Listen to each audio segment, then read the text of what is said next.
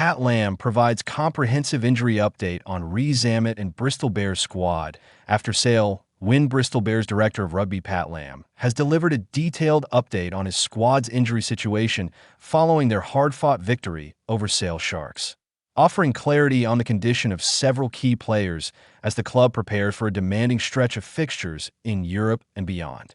The Bears emerged from Saturday's contest with a valuable win, but not without concerns, most notably surrounding high-profile winger Louis Rees-Zammit, who was forced from the field following a heavy collision involving his head. While the Wales international passed all required protocols, Lam stressed that player welfare remains paramount and confirmed that Bristol made a conscious decision not to take unnecessary risks. Caution: the priority for Rees-Zammit's withdrawal initially sparked concern among supporters, given both his importance to the Bears' attacking game and his growing profile within the squad. The electric winger, who joined Bristol amid significant attention, has quickly become a central figure in Lam's plans thanks to his pace, athleticism, and ability to change games in broken play. However, after suffering a head knock during the Sale encounter, Bristol's medical team immediately followed concussion protocols. Although Rees-Zammit successfully passed his head injury assessment, HIA, Lam revealed that the player was not feeling completely comfortable, prompting the coaching staff to take a conservative approach. He wasn't feeling 100%, so we don't take any risks with anyone when it comes to their head, Lam told reporters after the match. He should hopefully be right for South Africa, which will suit him. Lam's comments underline the increasingly cautious stance adopted across professional rugby when it comes to head injuries. Even where players are technically cleared to return, teams are now far more inclined to err on the side of safety, a shift that reflects growing awareness around the long-term consequences of head trauma. For Bristol, the decision also made practical sense. With a demanding fixture list ahead, including a physically imposing trip to Pretoria, preserving Rees-Zammit's health was considered more important than pushing him back into a game already under control. Eyes on Pretoria and the Bulls challenge, the Bears now turn their attention to continental competition, with a trip to South Africa looming large. Bristol will face the Bulls in Pretoria in a crucial Champions Cup group, a clash, a fixture that presents both logistical and physical challenges. Playing at altitude against a traditionally powerful Bulls side is among the toughest tests in club rugby, and Lam will be keen to take as close to a full-strength squad as possible. The prospect of having Rees-Zammit available for that contest will be a significant boost, particularly given the space that often opens up late in matches at altitude, where pace and fitness can prove decisive. Lam's suggestion that the conditions in South Africa may suit Rees-Zammit hints at the coaching staff's belief that the winger's speed could be a major weapon against a forward-dominated Bulls outfit. Chawatama calf issue adds to forward concerns, while attention largely centered on Rees-Zammit. Lam also confirmed an injury concern in the forward pack, revealing that tight head prop Lovejoy Chawatama was forced off after experiencing tightness in his calf, and then Lovejoy Chawatama felt his calf, which is not great for a prop, Lam explained.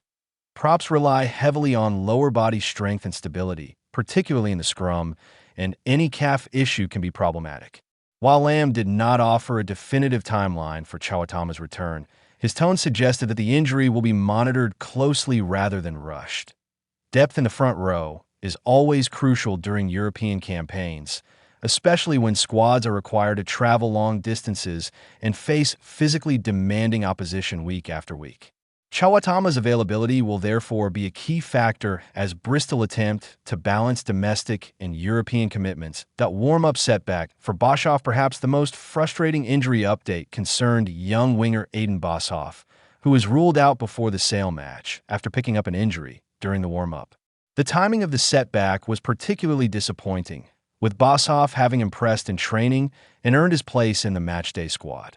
Lam confirmed that Boshoff is currently wearing a protective boot following the incident, acknowledging the emotional toll such injuries could take on emerging players. Boshoff picked it up in the warm-up. He's in a moon boot and a bit down, Lam said. For a young player pushing for opportunities at Premiership level, setbacks of this nature can be difficult to process. However, Lam was quick to emphasize the positives and offered words of encouragement, reinforcing the Bears' long-standing commitment to player development and resilience. I told him to trust the process and just come back faster, Lam added. He earned his opportunity by doing really well. Everyone was available for selection, and he got that spot by performing. Now it's about taking the positive, getting back fast, and being available again when he can. Lam's comments reflect a broader philosophy within the Bristol setup, where competition for places is fierce, but pathways remain open for those who perform consistently. Boshoff's selection, even before the injury, served as validation of his progress and suggests he remains firmly in the club's plans once fit. Batley set for immediate return after reduced suspension and more positive news. Lam confirmed that back row forward Joe Batley will return to contention this week after serving a one-match suspension. Batley was absent from the Sale fixture following a red card received during Bristol's victory over Newcastle. Initially facing a more substantial ban, Batley successfully reduced his suspension through the disciplinary process. Lam outlined how the sanction was lowered from a mid-range entry point to a single match after mitigation and completion of a coaching intervention program. He was given a mid-range for weeks down to 2, and then did the coaching school for the breakdown, which knocked it down to 1, Lam explained. So he was just suspended for 1 game. He'll be back available this week, which is massive for us. Batley's return is timely, particularly with Bristol preparing for the physical demands of facing South African opposition.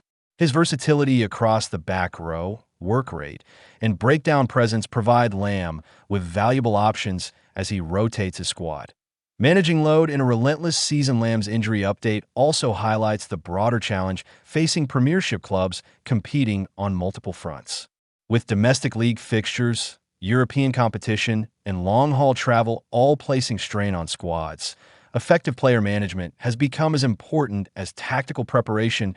Bristol's decision-making around Rees-Zammit, in particular, illustrates a long-term view, prioritizing player welfare and availability across the season rather than short-term gains.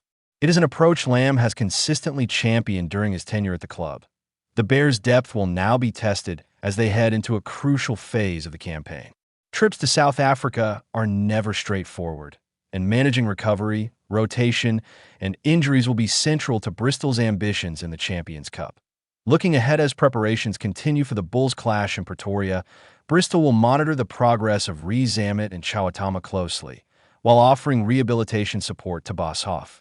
The return of Batley adds a welcome boost to the squad, both in terms of depth and experience. For Lam, the focus remains on maintaining momentum while ensuring his players are physically and mentally prepared for the challenges ahead.